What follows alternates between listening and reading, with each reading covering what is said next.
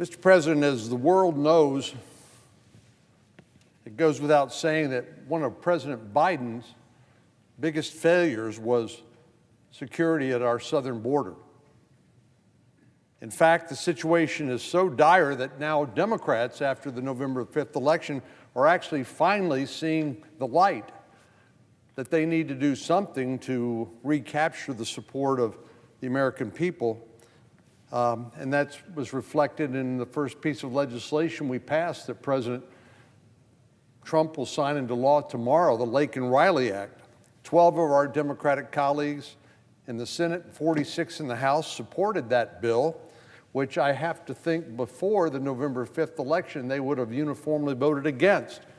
But they realized that they were so out of sync with the American people and our national security interests. I'd love to say they got religion or saw the light. Maybe they just counted the votes. I'm heartened, though, that they have seemed to buck the liberal status quo when it comes to the border and actually helped us pass a law that will strengthen our security and make our communities safer. But let's make no mistake about where this crisis came from that took the life of Laken-Riley and so many others. This is one that the Biden administration invited and exacerbated from day one after President Biden took office. On the campaign trail in 2020, President Biden made this pledge, and I'll quote. He said, "I would in fact make sure that we immediately surge to the border all those people who are seeking asylum," close quote.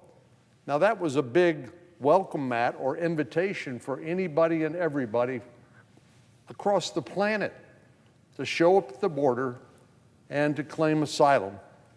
And because of the backlog in asylum claims and the fact that they would be released into the interior of the country, basically that was a free ticket into the United States outside of what should be our regular, orderly, lawful immigration system. But President Biden didn't stop there. When he assumed office, he ended all the policies of the previous administration, very successful policies like President Trump's Remain in Mexico policy. He halted the construction of the border wall and instead spent federal dollars to store unused wall materials. And then toward the end of, right before the election or right after the election, we found out they were actually selling these border wall materials for essentially salvage, for pennies on the dollar. And knowing that with President Trump resuming office again, we would have to repurchase those items, it just seemed like a kick in the teeth for the American taxpayer and contemptuous, frankly, of law and order. So we also know that, sort of to add insult to injury, that the Biden administration created the so-called CBP One app. This is an app for your phone.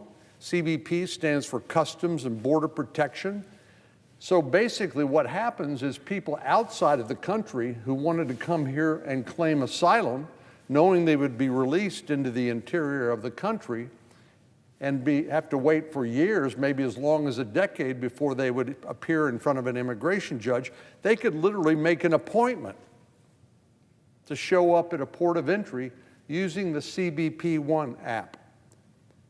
So here you have the federal government, the U.S. government, facilitating the movement of people into the country that were transported here by criminal organizations that got rich thanks to the Biden administration. And it was not uncommon to see people coming from far-flung parts of the planet. Now, I live in Texas. We have a 1,200-mile border with Mexico. We're accustomed over the years to people from Mexico or Central or even South America coming to the border, but not people from Latvia, from China, from the Middle East.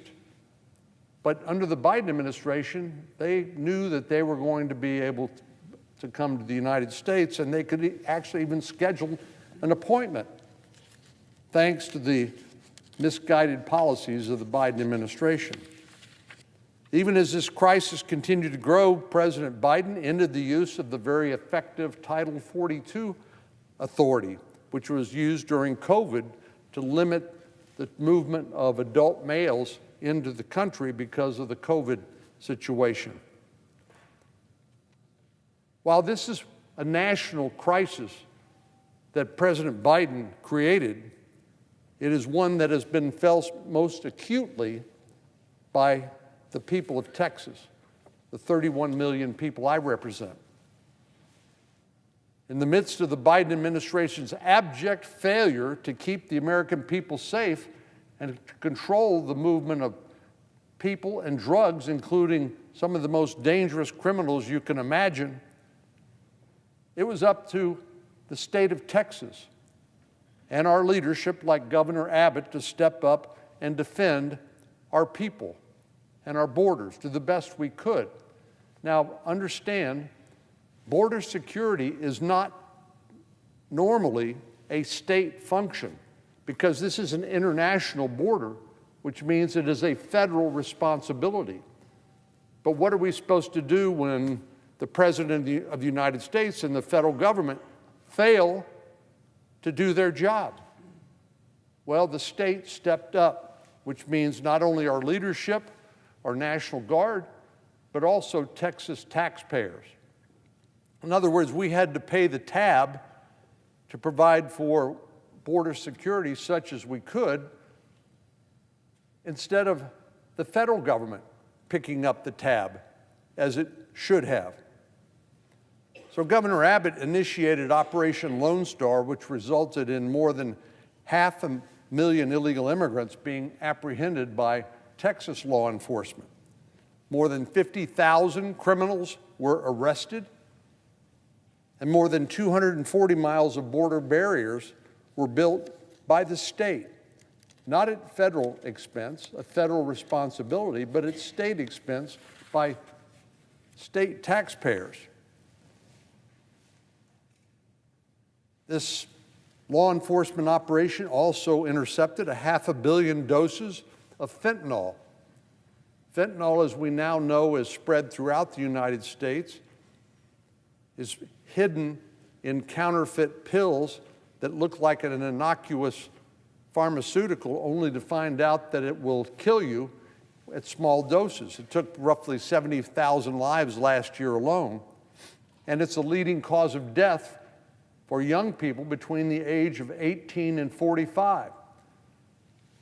That's what comes over the border, in addition to the millions of people. I applaud the efforts of the governor and our state legislature to step up and secure the border and to protect my fellow Texans, even when the federal government, the President of the United States and Vice President, turned a blind eye. As a result of Operation Lone Star, Texas was able to reduce illegal immigration into the state by 87%. But as I said, these efforts came at a very real cost.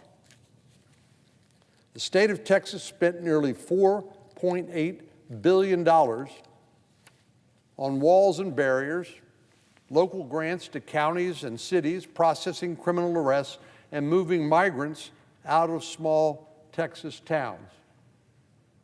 Deploying the National Guard for building border barriers, guarding and constructing those barriers, and apprehending migrants who were illegally present in the United States cost another $3.6 billion. Then Texas had personnel costs for our state troopers, Department of Public Safety troopers, who were responsible for repelling additional illegal migrants, arresting those who otherwise broke the law, transnational gang members, cartel members, human smugglers, and human traffickers. The federal government didn't do it, so Texas did. That came to an additional $2.25 billion in taxpayer expenditure.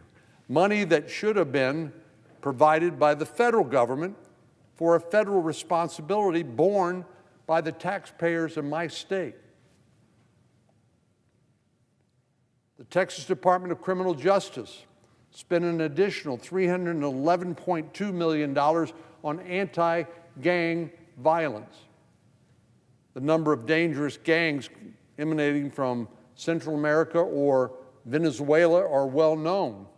And indeed, these are some of the most dangerous people that have made their way into the United States as a result of the policies of the Biden administration. So Texas had no choice but to deal with anti-gang violence. And then there's the costs associated with the prosecution of these border crimes at Operation Lone Star's criminal processing centers. And then the game wardens. This was an all hands on deck. Even the game wardens in Texas played a role. They patrolled the Rio Grande River to prevent illegal entries. Criminal processing centers required health and safety services, and the list goes on and on and on. This was an all-of-government effort in the state of Texas. Even the Texas Alcoholic Beverage Commission put millions of dollars toward interdicting human trafficking at the border. All told, as a result of the Biden-Harris administration's abject dereliction of its responsibility at an international border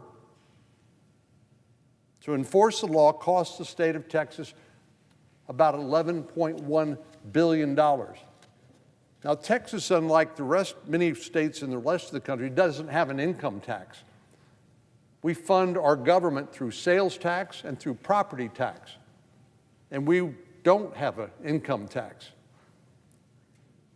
This was a painful expenditure by the Texas legislature and by our leadership. And that figure doesn't even take into account what local counties and cities and other nonprofits were forced to further shoulder when it came to the financial burden. Before President Biden came to office, Texas spent $800 million every 2 years on border security, roughly $400 million a year. That means that taxpayers are on the hook for nearly 14 times what they typically spent on border security due to the failure of the Biden administration.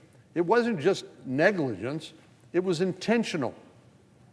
It was willful. Keeping our nation's borders secure is the responsibility of the federal government. It is not, and it should not be, the responsibility of the individual states.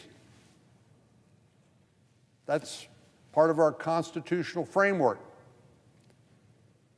This is a crisis that the Biden administration literally invited by rolling out the welcome mat and refusing to enforce laws that were on the books. What's worse, in the midst of this disaster, the federal government reimbursed others, nonprofits, non-governmental associations, to help facilitate illegal immigration through FEMA's emergency food and shelter program to the tune of hundreds of millions of dollars. So Texas has been stuck with the check for the Biden-Harris failed policies, and that's wrong. Governor Abbott has asked Congress to reimburse Texas for its costs that should have been incurred by the federal government in the first instance. I support this request, and along with our state delegation, we are going to fight to get Texas taxpayers the money they're rightfully owed. The Texas congressional delegation is 40 individuals strong, 38 in the House and 2 here in the Senate. And we believe it's only right and just for the federal government and the Congress to reimburse the state for expenditures it should have never had to make. If the Biden-Harris administration had simply done its job, which is to provide for a secure border, Surely if the federal government can reimburse non-governmental organizations for rolling out the welcome mat for illegal migrants, it could also cover Texas's expenses for keeping U.S. citizens safe. And the work that was done along the border just did not accrue to the benefit solely of people in Texas. I mentioned the fentanyl crisis. Fentanyl now, unfortunately, has spread to 50 states. But the work that was done at the border, keeping some of the fentanyl out of the country and arresting criminals at the border, that benefited people in all 50 states. Again, another reason why this is a federal responsibility. It's only a matter of basic fairness that the federal government should step up and help address a crisis that it was a problem of its own making. Texas taxpayers should not have to foot the bill alone as a result of President Biden's mishandling of border policy. So I urge all of our colleagues here in the Senate, as well as our colleagues in the House, to work with me and the Texas delegation, all 40 of us, on fulfilling this request by Governor Abbott to reimburse Texas for its expenses that it never should have had to spend and make if President Biden and the federal government had simply done its job. The federal government created this crisis, and it's up to the federal government to pay the tab. Mr. President, I yield the floor. I would note the absence of quorum. Clerk, call the roll.